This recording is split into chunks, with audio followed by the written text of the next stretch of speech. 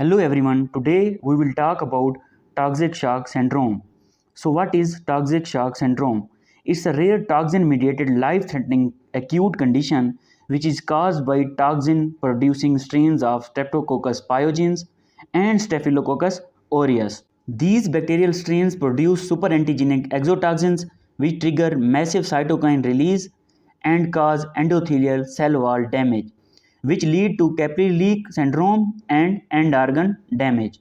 What are the risk factors of toxic shock syndrome? Risk factors for TSS include prolonged tampon placement, wounds including surgical wounds, and aggressive group A streptococcus infections, which is necrotizing fasciitis. What is necrotizing fasciitis? It's a rapidly progressive infection resulting in extensive necrosis of deep tissue and a systemic response that can develop into a life-threatening condition within hours. The most common causative agent is group A streptococcus and also mixed infection. So in deep tissue we have subcutaneous tissue, fascia and muscles.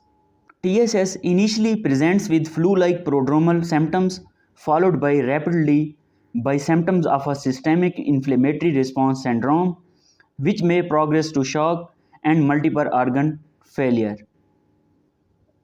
Now how we diagnose it?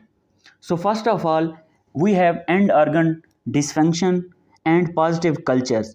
These positive cultures help narrow antibiotic therapy for TSS. TSS has a clinical diagnosis and the treatment should be initiated as soon as TSS is suspected. Now how we treat it? For the treatment, rapid recognition of TSS followed by fluid resuscitation and appropriate antibiotic selection, reduction and neutralization of the toxin load and removal of the infection source are essential for the management of TSS. TSS can be fatal if treatment is not initiated promptly.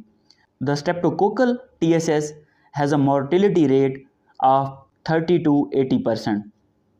If you like my video, subscribe and press bell icon to get new video updates. Thank you so much.